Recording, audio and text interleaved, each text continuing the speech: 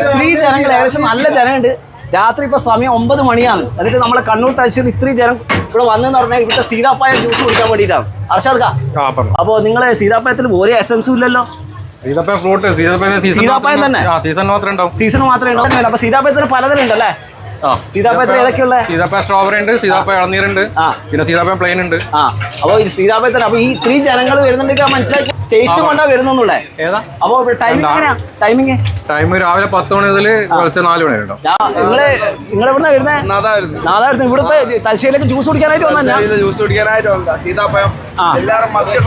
അതിന്റെ നീര് മാത്രം ജ്യൂസ് അടിക്കും, എന്നിട്ട് കുരു സെപ്പറേറ്റ് ചെയ്ത് പൾപ്പ് അതിൽ മിക്സ് ചെയ്യും. അത്രയും കുറച്ച് കഷ്ടപ്പാടുള്ള പണിയാണ്. കുരു സെപ്പറേറ്റ് ചെയ്യുന്നത്. കുരു സെപ്പറേറ്റ് ചെയ്യണല്ലേ? ആദ്യം സീതാപ്പായ ഇതിലേക്ക് മാറ്റി അതിന് ശേഷം ജ്യൂസ് മെഷീനിൽ അടിച്ചിട്ട് കുരു എന്നിട്ട് സെപ്പറേറ്റ് ചെയ്യും അല്ലേ? ഓക്കെ. സീതാപ്പായ സ്ട്രോബെറി കുടിച്ചോട്ടെ. സ്ട്രോബെറിന്റെ ടേസ്റ്റും ആ സീതാപ്പായത്തിന്റെ ഇതുണ്ടല്ലോ, ആ കാമിന്റെ ടേസ്റ്റും കൂടി ആണെങ്കിലാണ് സീതാപ്പായത്തിലെ ടേസ്റ്റ് ചെയ്യുന്നതുകൊണ്ട് നല്ല ടേസ്റ്റ് ഉണ്ട് കേട്ടോ. പക്ക പ്ലെയിൻ സീതാപ്പായ ജ്യൂസ്. ബിസ്മില്ല.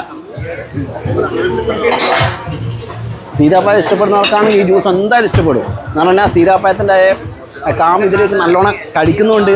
ആ സീതാപ്പായത്തിൻ്റെ ടേസ്റ്റും ഉണ്ട് കേട്ടോ. സീതാപ്പായ പ്ലെയിന് നല്ലോണം എനിക്ക് ഇഷ്ടപ്പെട്ടിട്ടുണ്ട് കേട്ടോ. ലൊക്കേഷൻ വരുന്ന കണ്ണൂർ തലശ്ശേരിയിൽ cool point juices and shakes.